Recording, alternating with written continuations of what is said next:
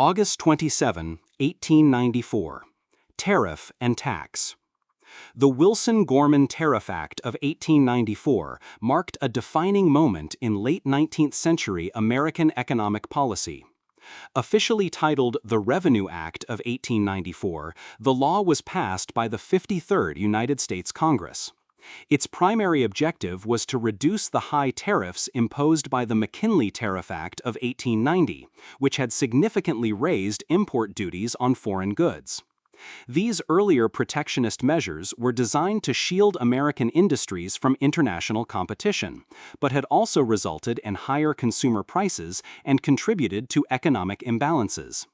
The Wilson-Gorman Act sought to reverse this trend by lowering tariff rates on many imported goods. Representative William L. Wilson of West Virginia, a Democrat and chairman of the House Ways and Means Committee, introduced the original version of the bill. His goal was to establish a more revenue-based tariff system that would ease the burden on consumers while providing steady government income. The House of Representatives passed Wilson's version of the bill with substantial tariff reductions. However, the Senate, led by Democratic Senator Arthur Pugh Gorman of Maryland, made significant amendments to the House version. Facing strong pressure from business interests and party divisions, the Senate restored many of the higher tariff rates that the House had intended to cut. By the time the bill reached President Cleveland, it retained only modest reductions compared to the original proposal. Cleveland allowed the law to go into effect without his signature, publicly criticizing the final bill as a product of special interest influence and a betrayal of reformist goals. In addition to adjusting tariff rates, the Wilson-Gorman Act contained a landmark provision.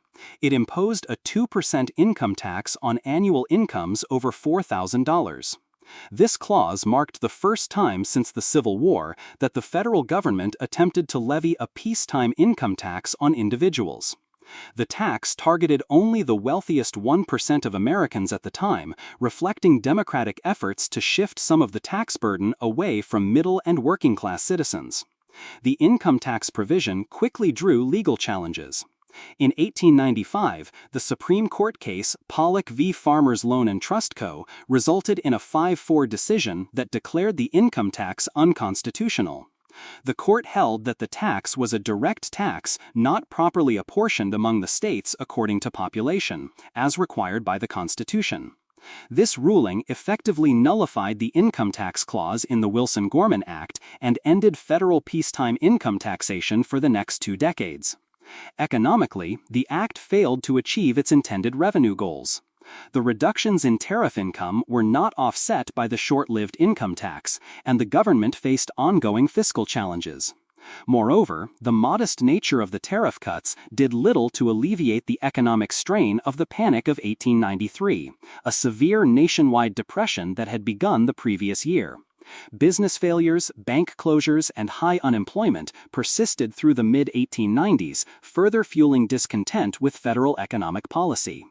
Politically, the passage and fallout of the Wilson-Gorman Tariff reflected deep divisions within the Democratic Party.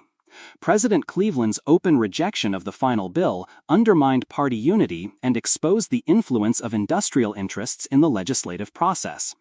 The party's failure to deliver meaningful reform contributed to Republican victories in subsequent elections, including the 1896 election of William McKinley, whose campaign promoted high protective tariffs.